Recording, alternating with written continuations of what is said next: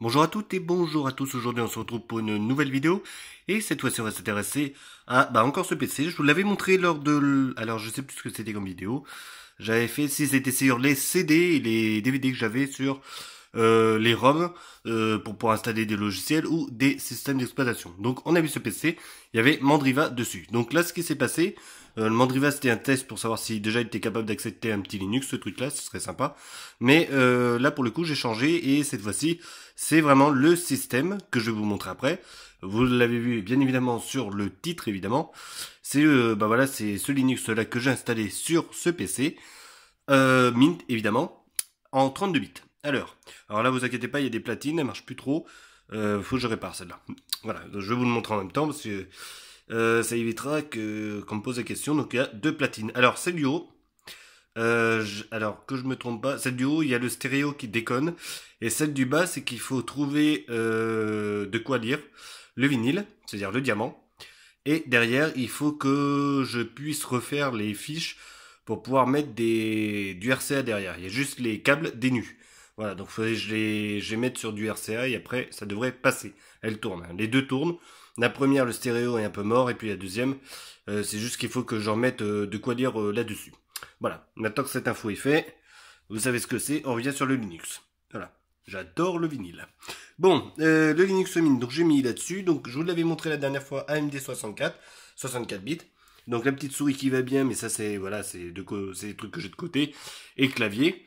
Et le but après, dans tout ça, ça va être tout simplement de le donner ce PC, parce que c'était une personne qui n'en avait plus besoin, et de toute façon, il n'y a pas grand chose dedans. Il y a 1 giga de RAM, je crois, je sais plus exactement. Et puis, c'est vrai, c'est pas top. Alors, je suis en train de me mettre de côté pour pouvoir le filmer. Donc là, je vais allumer l'écran déjà. Voilà. Et ensuite, on va allumer l'ordinateur. Voilà.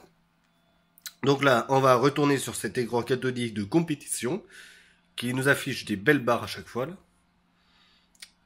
Allez, donne-moi la RAM. 1 giga de RAM. Ok, c'était ça. C'est bien ce qui me semblait. Donc 1 giga de RAM à l'intérieur. Je peux vous dire qu'on peut pas faire grand-chose là-dessus. Alors pour information, le temps que Mint démarre, il y avait dessus Windows 7 suivi de Windows 10 par la suite et Windows 10 évidemment au bout d'un moment il a arrêté de fonctionner, le pot il en pouvait plus du tout. Alors attendez, voilà, est-ce qu'il arrive? Ouais, c'est bon, il arrive. Il arrive à faire le focus pour avoir l'image. Donc voilà, et donc par la suite, donc j'ai effacé le disque dur évidemment, donc récupérer les données de la personne, donc, comme ça peut pouvoir le récupérer. J'ai effacé le disque dur, j'ai mis Mandriva pour faire un test et là maintenant c'est pour de bon, j'ai mis Linux Mint. Alors je peux vous dire qu'avec le lecteur CD, enfin il est là le lecteur CD, DVD et tout, hop là si ça veut bien me faire une petite mise au point là-dessus, non il veut pas. Bon alors c'est DVD, ROM et tout ce qu'il faut, RW pour pouvoir écrire. Je peux vous dire que déjà pour le démarrer il fallait au moins 10 minutes pour afficher quelque chose. Après pour l'installation ça a duré bien 1 heure je pense, je suis parti au travail. J'ai retrouvé l'ordinateur qu'à la fin de la soirée, quand j'avais terminé de travailler. Et, enfin pas à la fin de la soirée, dans la soirée plutôt. Suite à ça, évidemment, voilà, j'ai dû obligatoirement voir que c'était fini pour pouvoir redémarrer l'ordinateur sur Linux Mint comme c'est prévu. Voilà. Alors ce qui me dérange, c'est qu'ils mettent dessus, veuillez attendre 5 secondes ou je sais pas trop quoi, c'est un petit peu embêtant ça. Voilà, c'est en train de s'afficher. Alors c'est du LDE le disque dur. Wow. Ah bah dis donc, je peux vous dire qu'il aime pas. Alors, voilà, alors on va essayer de faire avec. Ça veut bien marcher. Je parle du téléphone, hein, voilà, parce que l'écran il marche très très bien. Voilà, donc là on va lancer Firefox. Il n'y a pas internet, hein, c'est pas bon, mais c'est juste pour voir un petit peu comment il se débrouille le bébé. Donc c'est impressionnant ce qu'il est en train de me faire l'écran. Voilà, donc faut le temps qu'il démarre hein, quand même. Hein. Alors après vous inquiétez pas, il y a des choses, hein, si je baisse un peu, on voit que en haut et tout, on peut bien évidemment quitter correctement les fenêtres. Donc voilà, Firefox a démarré. Là, je vais lancer un petit top des familles pour pouvoir un petit peu voir ce qu'il en est au niveau de la RAM. Hop là, voilà. Je vais marquer ça sur le clavier. Ok, alors je vais vous le lire parce que là pour le lire, c'est la galère. Alors, la totale, oui, c'est 1 giga. Utilisé 156 mégas 6, voilà. Donc c'est marqué là, ici, Donc on peut pas le lire parce que c'est en train de s'attiser sur l'écran. Donc 156, 157 et monter à 157. Ouais, c'est pas énorme, on est en 32 bits donc tout va bien. Et il nous reste bien assez, bien évidemment, pour pouvoir faire ce que l'on veut. Je vais relancer Mozilla évidemment. Donc là il faut le temps qu'il redémarre. Hop, je recadre. Là c'est bon. Et là-dessus, j'ai combien? 300 mégas, voilà, bon bah écoutez. De toute façon Mozilla il prend beaucoup de place. Donc voilà pour ce truc là. Donc l'ordinateur pour le coup, là il est sur Linux Mint, voilà, prêt à l'emploi. Donc normalement la personne qui va pouvoir le récupérer, eh ben il aura ça dessus, il y a les profils, c'est tout ce qu'il faut. Faut juste que je le connecte à internet de toute façon. Il s'arrête directement, il attend pas, ça c'est vraiment cool. Après je vais arrêter l'écran. Voilà, sinon ça clignote et je peux vous dire que pour dormir c'est pas pratique. Mais cette machine là, voilà, à part le clavier et la souris que je vais garder, l'écran je vais le garder aussi. Mais la tour, elle va partir justement pour des personnes qui seront dans le besoin. Donc ce serait plutôt pas mal. Voilà, donc parce que on peut pas revendre une machine comme ça.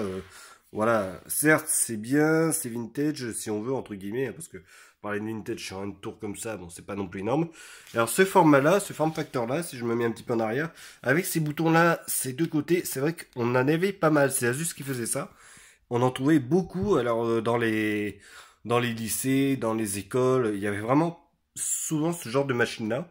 Et pour le coup, bah voilà, là on en retrouve une. Il y a deux prises USB là, derrière il y en a d'autres. Il y a une carte graphique, donc 256 mégas, ça c'est pas celle d'origine. Voilà, parce que celle d'origine est morte, donc c'était une 512 mégas. C'est quand même bien ce qu'il y avait dedans.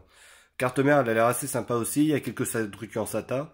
Il y a toujours le lecteur de disquette, mais que j'ai désactivé dans le BIOS, parce que sinon ça pose problème, on va dire, pour pouvoir faire démarrer correctement mon OS.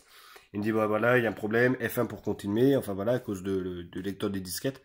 Donc, je l'ai désactivé, parce que maintenant, on n'utilise plus de disquettes, mais des lecteurs multicartes, voilà. Donc là, il faudrait jouer à comment je vais faire, donc peut-être que je vais changer ça et mettre un lecteur multicarte, je ne sais pas encore, est-ce que je vais le faire, est-ce que je ne vais pas le faire, ou est-ce que je laisse ce fameux lecteur de disquette. Donc, bon, ça je verrai. Mais ça, c'est pas trop un problème, le plus intéressant, c'est que cette machine marche. Il y a un Linux dessus, Windows XP c'est sympa mais il est plus protégé. Windows 7 et Windows 10, malheureusement avec 1 Go de RAM, je peux vous dire que ça va ramer sévère. Même en 32 bits, c'est même pas la peine d'y penser. J'ai essayé Windows 10 en 32 bits, c'est la galère, il consomme 1 Go de RAM, il s'en fout total, donc c'est pas la peine. Bon, 700 et quelques on va dire, mais dès qu'on utilise quoi que ce soit, il les passe largement les gigas de RAM et puis c'est pas possible. Voilà, donc c'est pas la peine de l'utiliser. Et puis là quand je l'ai récupéré cet ordi, bah, Windows 10, il n'arrivait même pas à démarrer correctement, ça plantait. Voilà. Il essayé de charger, il n'y avait pas la RAM qu'il fallait, donc de toute façon, c'était pas la peine d'essayer quoi que ce soit. Donc, récupération des données grâce à un CD Linux, voilà. Et par la suite, bah voilà, j'ai mis en famille Linux Mint. Voilà pour la vidéo, c'est tout. Donc, bon bah, désolé pour l'écran, mais ça va être sur du cathodique, c'est le bordel. Pour pouvoir filmer ça, c'est mieux de filmer des écrans LCD, pour le coup, ça scintille beaucoup moins. Et on a une fréquence qui est assez sympa par rapport au film du téléphone ou de la caméra et puis à la fréquence de l'image qu'on a en face. Mais cet écran-là, bon bah il fonctionne, il n'y a pas de souci, il y a la couleur, enfin tout va bien. Mais alors pour la fréquence et le filmer cet écran, et ben malheureusement il n'y a aucune caméra qui pourra la prendre en compte. Voilà, c'est tout pour cette vidéo. On se retrouvera pour une prochaine. J'espère que ça vous aura plu. C'était un petit peu de vintage comme ça, mais voilà, il faut bien. Allez, à bientôt. Salut!